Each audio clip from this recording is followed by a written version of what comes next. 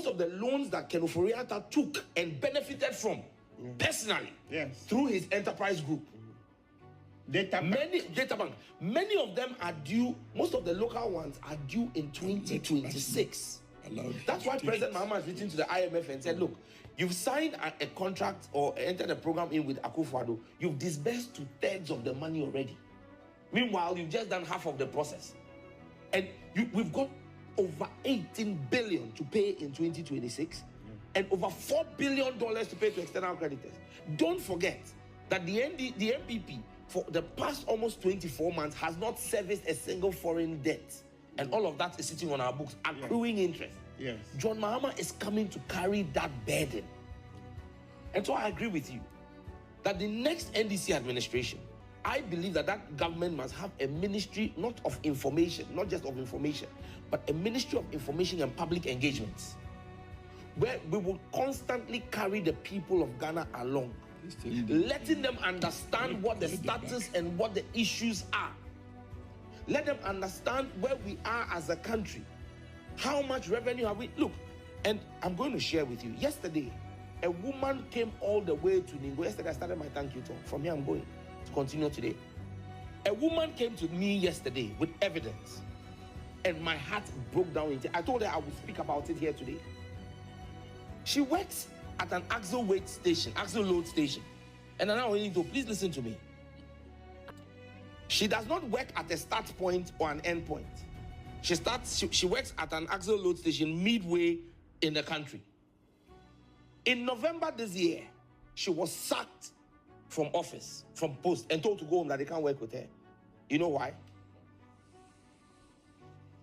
In 2023, her axle weight station, at that time, the person who was managing it was called David Kwashi. And I'm putting out the facts. In January 2023, that axle load station generated 235,266 Ghana cedis.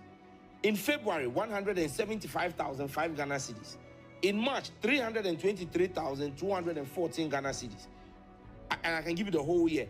The highest was in December, where it recorded 608,159 Ghana cedis. This was 2023.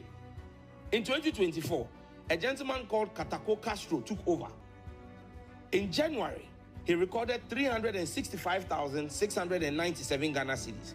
In February 2024, 498,808 Ghana cedis. And then in March, from 1st of March to 12th March, he recorded 351,256. Then this lady takes over.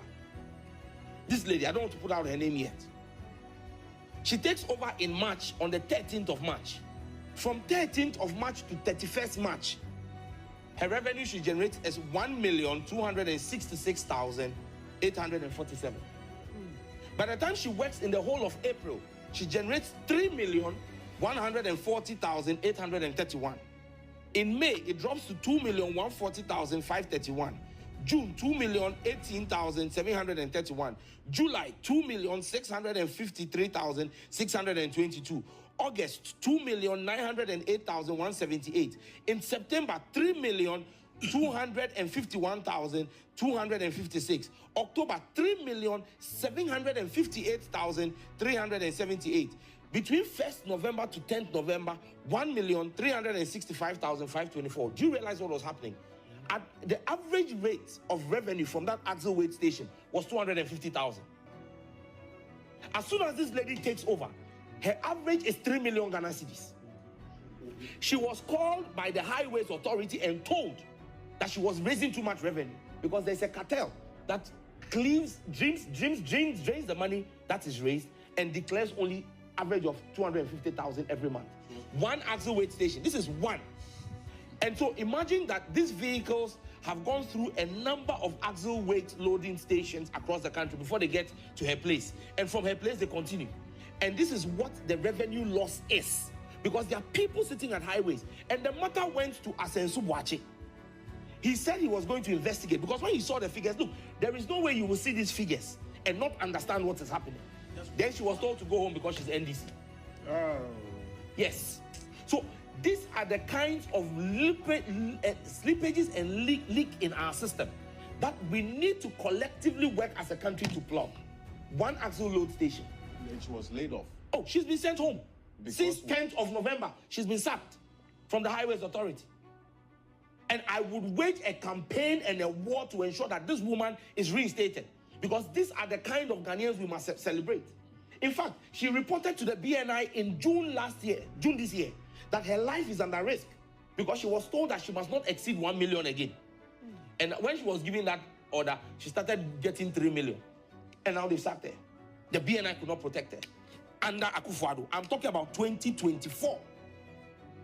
I have the names of the people who were behind this. But you see, like I said, Operation Recover All Loot, ORA, will come after all of them. From the people at Highways Authority who are involved in the scam and the stealing of axle load. So imagine if you had 10 axle weighing stations across the country, and they are making revenue of at least 3 million Ghana cedis in one station, and they are declaring 250,000 every month. Some people are sitting back and gleaning 2.5 million, 2.75 million from one axle station. Over 10 axle stations, that's 27.5 million Ghana cedis every month. This is what we are bleeding as a country. So when Akufo-Addo said Ghana yenye hiya mine, it's true. Yenye hiya mine. But we have people who have turned themselves into Draculas, drinking the blood and toil of Ghanaians. This is pure fact. The lady came to me, she was crying yesterday. Crying. She said, look, my life is at risk. She can't live in her house. They are threatening to kill her. A woman. Even now. She's been laid off. Yes.